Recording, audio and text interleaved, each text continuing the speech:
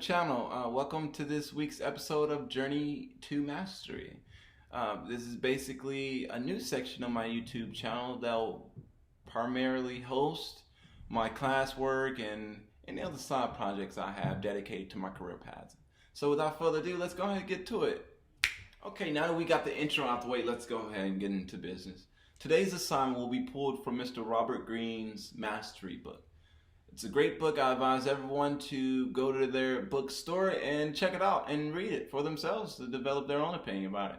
Okay, but the first half of the assignment that we're doing today is to first formally introduce myself and to state my desired career path.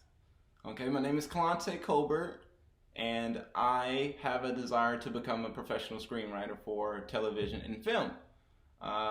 I love writing and I love the art of storytelling, and when the two combine, it's magic that happens with that. What sparked it was when I was going through my bachelor's program at Bethune-Cookman University with all the books that we've read and the lectures, the documentaries, etc. I developed a sense of love for storytelling, and I became curious. And to take a novel and visually tell that story on the big screen, it blew me away. Okay. Now, in the text, Robert Greene outlined 5 strategies that we can use in our everyday lives to help us reach that level of peak performance, also known as mastery in this sense. Okay. Return to origins is number 1. Occupying a perfect niche, avoid the false path, letting go of the past, and finally finding your own way. Okay, and to briefly sum up each one, the return to origins suggests that if you go home or if you have an object of intimate value from your past, maybe, just maybe, it can spark a new level of creativeness, okay, and get you closer to that mastery. It can unlock a new drive within you. Okay, next up we have occupying the perfect niche. And what Robert Greene mentioned about that, and what I took from that, was that my bachelor's was in English and my master's will soon be in creative writing. And Robert Greene suggested that we take both degrees, use them to create something new at times. So we have 3 more left.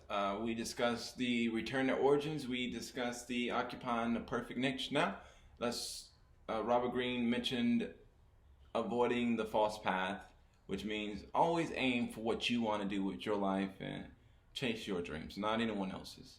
And next we have letting go of the past. And finally, finding your way back, which is the one that stuck with me the most. And it suggests that if we continue to suppress our inner desires and our ambitions to be great and to pursue success, then it will lead a life of unfulfillment and sometimes depression. So to put finding your way back into context of the required text for the course, on page 42, Robert Greene expressed that no good can ever follow deviating from your destined path, or what your life's calling is. There's no way around it. It will always come back up in your life.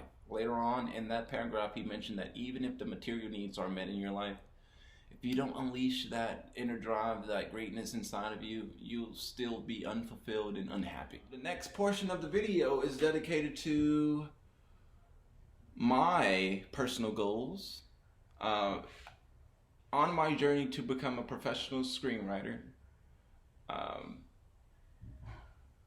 2 goals that I've chosen was A, to watch at least 2 videos or read 2 articles each week that pertain to my particular industry, and B, to spend more time with my personal projects. So spend a bit of time each day to better